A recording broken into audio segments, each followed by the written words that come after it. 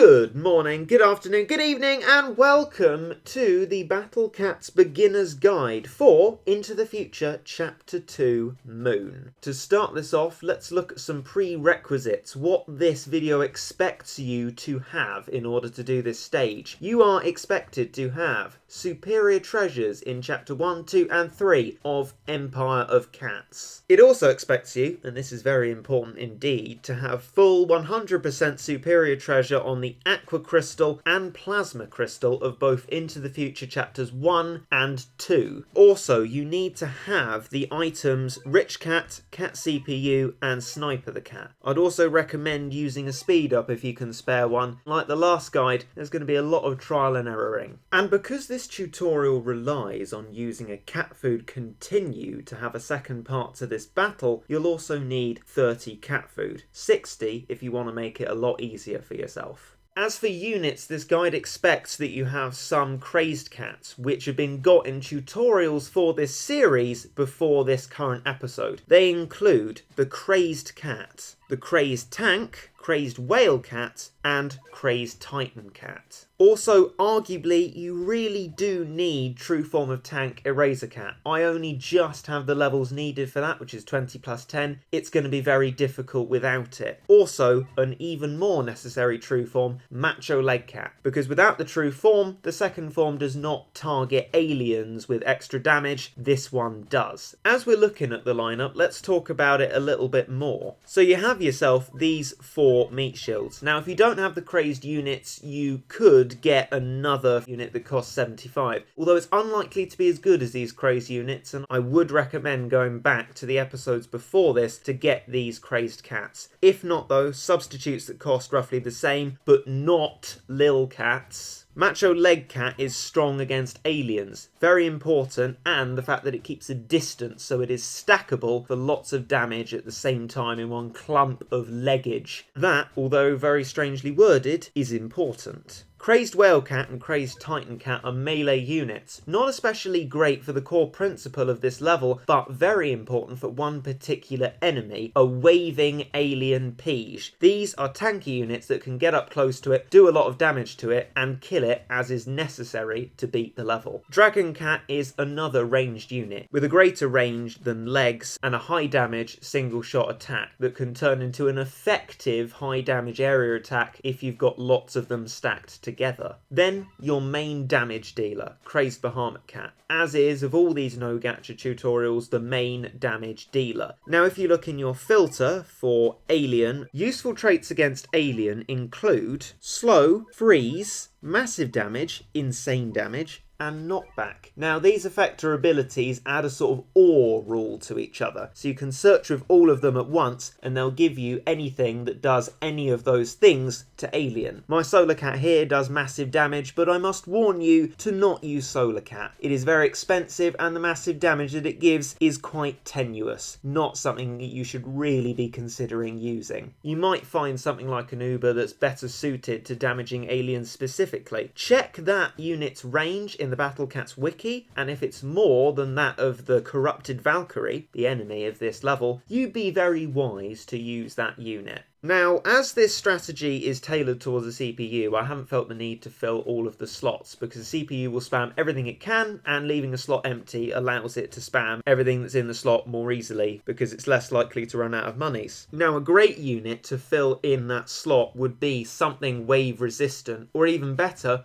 a wave blocker. That would be incredibly helpful in protecting your units from the waving Pige, the Elizabeth the LVIth, which actually in this tutorial really demands that it be done in 2 parts using a cat food continue. To look to see if you've got such a unit, scroll down to effect or ability and select the wave with an X on it, that is immune to waves, and the wave with the word stop on it. Those are immune to waves and wave blocker respectively. As you can see, I've got no such thing, but you might well have something, and if you do, use it. If you have both an anti-wave unit and a good anti-alien unit, I would suggest replacing the crazed out of these two that you don't have, or if you have both of them, replacing crazed whale cat. If you've already got a massive damager, you could technically replace crazed Bahamut, but I'm not going to suggest it because so much of this tutorial is based around what you do with crazed Bahamut. So before we go into the battle, we're going to be putting on a speed up in case there are lots of runs that don't work out and we need to force close a lot to go through runs until we get a good one. This should keep our sanity intact during that process. Also, a rich cat. Our way of doing this level is to do as much damage as we can before the Elizabeth the LVIth comes out. And it comes out guaranteed exactly 8 minutes after starting the level, whether we hit the base or not, so starting quickly is of the essence. No time to be upgrading our worker cat here.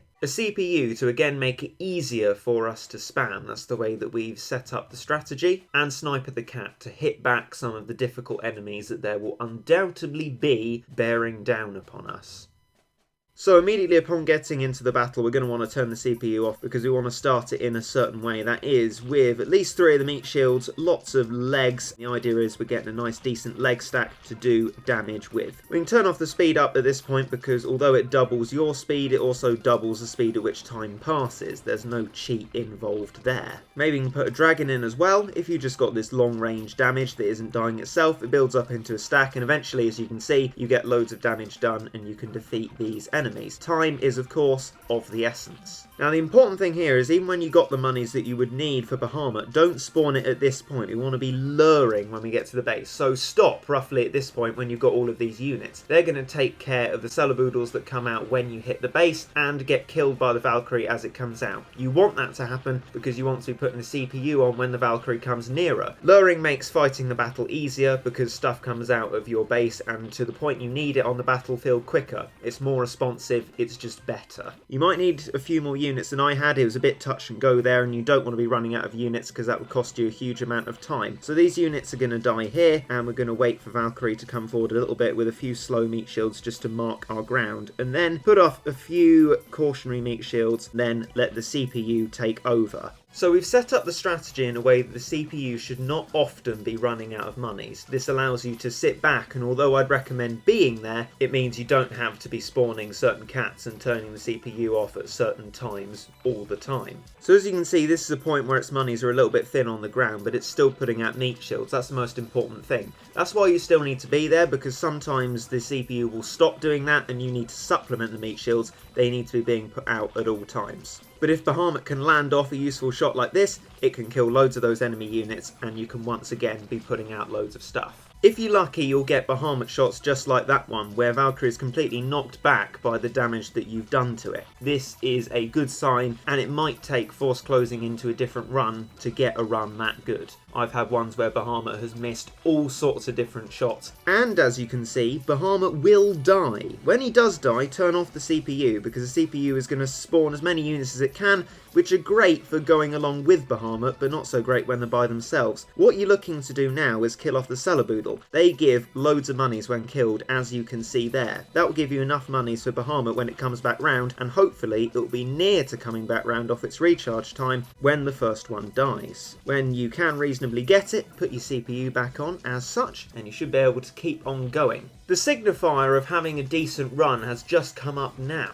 When the Corrupted Valkyrie reaches 40% of its HP, it will gain its Strengthen ability. That makes it stronger, which is a bad thing, but indicates that you've taken away half of its health, which is a good thing. You should not even consider carrying on with a continue unless you've got to that mark. Now is the time of the Pige, and you don't really want to be spamming meat shields at this point because wave attacks and meat shields don't go well together. Just put out the tanky units like whale and legs and turn off the CPU and you'll just be doing as much damage as you possibly can do to that Pige. This is the point, realistically, at which you just have to do what you can to this Pige and let yourself die, because you won't be able to kill this Pige unless you have certain units for it within this run. So in that run, we hit boss HP of 36%. That is relatively reasonable. I did a run before recording this and got to 11%, but anything below 50% is a good place to start, because really, without wave-resistant units, you need to be killing this Pige in 2 stages. So something like 36% is probably decent enough to continue with. Not to mention, you'll keep all the items that you put on in the battle in this next stage, and you'd lose them, obviously, if you quit back to the menu. At the start of the continue section, turn your CPU on immediately. You want to get plenty of space, as much as you can, between you and them. Luring is good, but you will have lured more than far enough by the point that your units get to the enemies. You're hoping that despite having all these meat shields out, you can land a shot off on the Pige and kill it. The one shot won't kill it, but it will bring it a lot closer to that conclusion. If Bahamut so unluckily doesn't get a shot off, you can actually force close within this continue section of the battle. Wait for a run where your Bahamut survives the killing of Elizabeth the LVIth. If it doesn't survive that, it's a bad run and you should force close and try again. Just keep your finger hovered over the pause button when you're at this stage in the battle, because things can very quickly die, as you see there. Just pause it when they hit the base. It's obviously not going to go that well if it's reached that point. Don't worry if this happens to you a lot. It does happen a lot. And that time, Bahamut just got completely obliterated. Finally, we've got ourselves a good run. That was one where the Bahamut survived the killing of the Pige and continues to do damage to the Valkyrie afterwards. It took absolutely ages to get a run that worked like that. Unfortunately, that's just the case, but that's why you've got your speed up on. Bahamut usually dies soon after the Pige is killed. When that happens, turn the CPU off and spam Eraser, Macho Cat and Crazed Tank. These 3 are kind of enough, and what they're doing is saving you monies for when you get to the really dry, low money sections. If it's not working for you, just 3 meat shields, use the 4. It just might be a little bit tighter for monies. And at this point you should be putting out those 3 and only Macho Legs and Dragon. These are your ranged units. The melee ones, the Crazed Whale and the Crazed Titan, were mostly for the Pige. Now that that's dealt with, they won't have any impact really other than wasting your money when you're trying to do this very finicky section. Even if you get loads of monies, don't spend them, because they'll soon be gone again, even from just putting out the legs and the dragon. And ultimately what you're doing is playing a stalling game to be able to get Bahamut again when it comes off of recharge time. But if luck is on your side and the Celeboodles do die in decent time, you'll always have enough monies to be putting out legs and dragons, creating mini stacks that should keep the Valkyrie and the things that come along with it knocked back for long enough to wait for your Bahamut. Eventually, if you're lucky enough to keep it stalled for that long, your Bahamut will come back off recharge time. Put the CPU back on at this point. The Bahamut needs all the protecting it can get. And remember to supplement the meat shielding if the CPU ever stops. This is when you should be able to deliver the final blows of the level. And there you go, that is Moon Into the Future 2 after a very tight continue section completed. Now, this is the absolute extreme. This is no-gacha, the most difficult way that you can do it. If there are any units that can make it easier for you, definitely use them, because this is undoubtedly, unquestionably difficult. But possible with 30 cat food. If you have only these units and want to make it easier for yourself, bring along 60 if you've got it. That means you can accept a fairly decent run on the continue and then just use another one to get the job done. That will give you all your monies back, so you can get a Bahamut out at that point rather than having to wait for the lucky run where you do get the Bahamut. This took me 12 continue runs to get right, so bear in mind that it will take a lot of your time and effort invested into it. But that's why we have the CPU and speed up on, to make it bearable where it possibly can be. As I said though, this is the extreme of how difficult Into the Future 2 Moon is. If you have any alien slower, massive damage tour,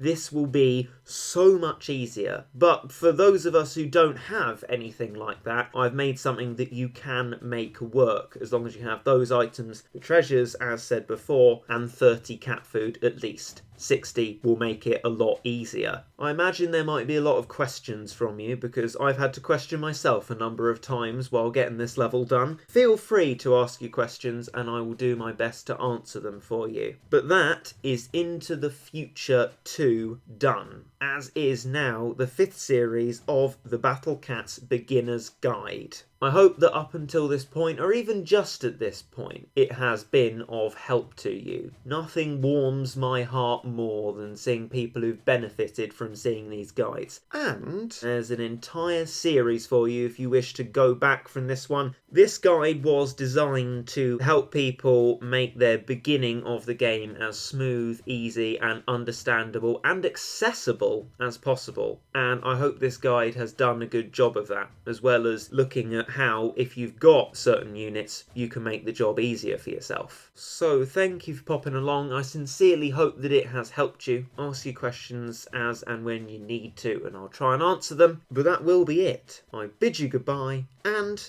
I hope you enjoyed.